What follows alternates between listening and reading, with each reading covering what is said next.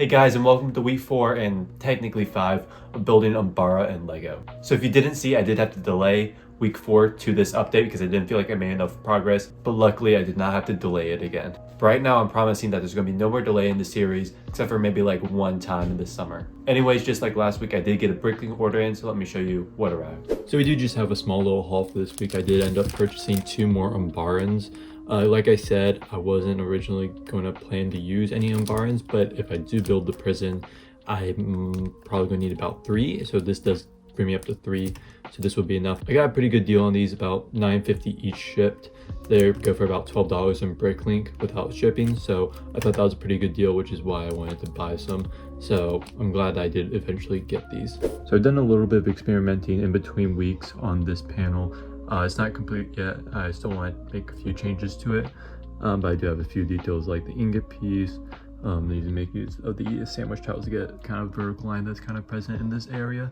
But next, my plan is to experiment with these 3 panels and also finish this one. And then after that, I might do a time lapse of me building the rest of these 4 over there. And these 3. So yeah, I'm gonna keep working and experimenting. I'll get back to you in a second. All right, made a bit more progress on these 2 panels right here. This one has these 2 stripes, and I haven't completely finished this one because I am probably going to change the shape of it slightly to match whatever I do with the entryway right here, which I'll talk about more in a little bit. And then this panel is nearly complete. I just need to order these parts in dark blue. So basically there is kind of a stripe, dark blue stripe that runs around here, kind of moves around there. So of course I needed to kind of figure out how I was going to do that. And originally I was just going to stack dark blue plates, but then that kind of felt kind of jagged look to it. So I wanted something a little bit smoother. So I ended up using these slope pieces to get an angle on the dark blue stripe. Ideally, this would be completely tiled off, but with the bracket pieces that they make in dark blue, I just wasn't able to accomplish that. Basically, I was able to make these slopes line up perfectly by making use of the bracket piece. For example, if you have these slopes like this with the 2 plates, the slopes do not kind of line up perfectly. There is this pretty sizable lip right there, but if you incorporate the bracket, you can get it to line up perfectly. But another thing that was kind of problematic that I'm probably going to have to rework is this panel, these panel pieces right here, because of course I have the dark blue panel right here, but with the light gray ones, I would have to use this 1x1 panel, which has this edge right here, which means that one of these tiled sections might not be able to fully fit in this area right here. So I'm probably gonna have to rework that a little bit in the future. But one problem I did run into is right here. I realized that there is a bit of kind of a lip right here. When you compare it to how these 2 meet, there's clearly not as much of a kind of gap right here. And I think the reason is because these 2 panels kind of meet like right at the intersection right here, but this panel kind of meets higher up to where the actual intersection between these 2 Technic bricks are. So I'm probably gonna have to change the size of these 4 panels and then make these ones larger to kind of get a better, more cohesive look to it.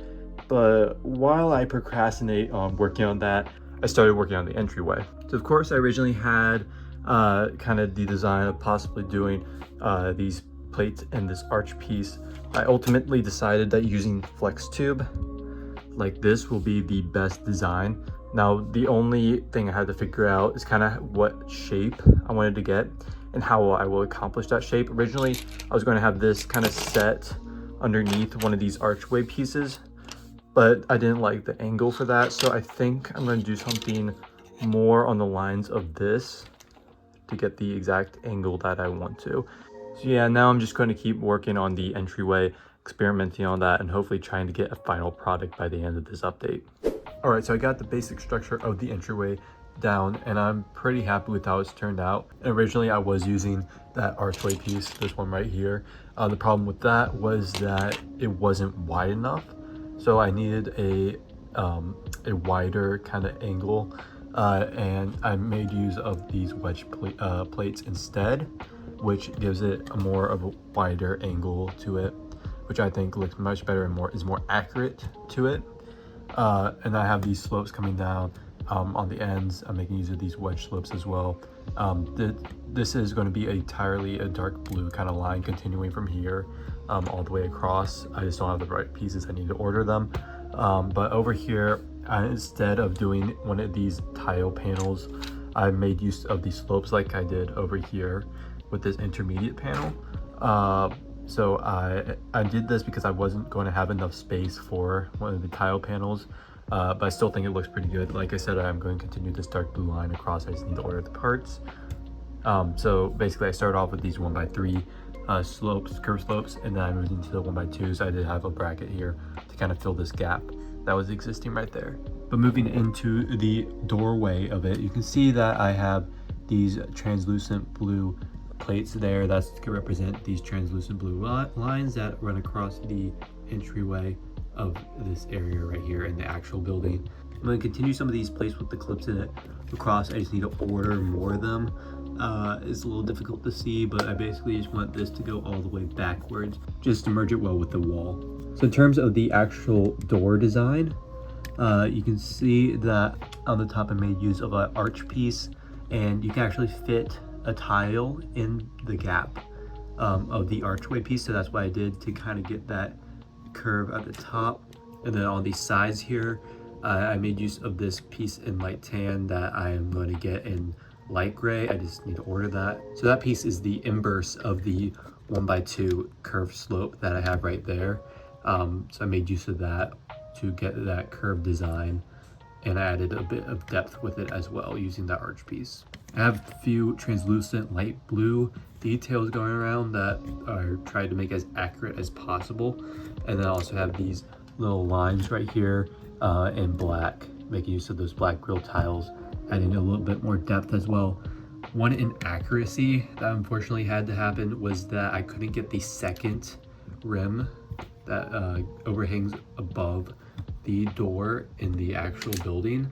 I couldn't do this just because this isn't a minifig scale building. If I did, then this would have to be the smaller archway, and then have to do one larger one. It would just be much more of a massive build than it already is. So I just wouldn't be able to do that. Overall, I'm very happy with how it's turned out. Just once you get all the right pieces in the right colors, I think it's going to look great. And then in terms of the floor right here, so basically I have this attached to this wall right here, and then I have that on some tiles right there to make sure it is flush with the ground. And then I made use of these panel pieces so that it overlaps with the actual floor. So there won't be these gaps there. This is just temporary, but just make sure that I could have it overlap. And then of course these will be in the right color as well. So with this panel, I did have to make this panel smaller so that it could make the actual kind of rim right here wider. So next I am going to edit these panels over here, making these ones smaller and these ones larger to hopefully get rid of this kind of overhang right here. And I'll get back to you once I worked on that some more. All right, so I finally fixed these panels. I decreased the size of these ones by about a brick and 2 plates. I increased these ones by a brick and 2 plates as well. So now there is no kind of overlapping hanging area. It pretty much looks just like how this does. It's kind of more of a seamless transition between these panels. I did have to get rid of a few of the details in some of the areas, but I think it was definitely worth it because the overall look is definitely a lot better. One issue I did run into is that for some reason there is a weird gap right here. I have a few theories about why this is happening. I think it could be because of this panel. This could be like pushing this one so that there is no gap, possibly, but also it could be the size of these panels when I decrease the size of these. The fact that I didn't change these tile panels could have resulted in that. So I'm going to mess with that in the next update, but I definitely need to keep that in mind. Anyways, that's gonna be all for this week of building UMBARA. I feel like I made a good amount of progress this week. There's a lot of technical aspects of it that I had to figure out, so no big time lapse or anything, but next week I am going to be working on the panels and trying to get a lot more done. Hopefully I can get a couple time lapses in there and make a good amount of progress on this building. Anyways, until next video, goodbye.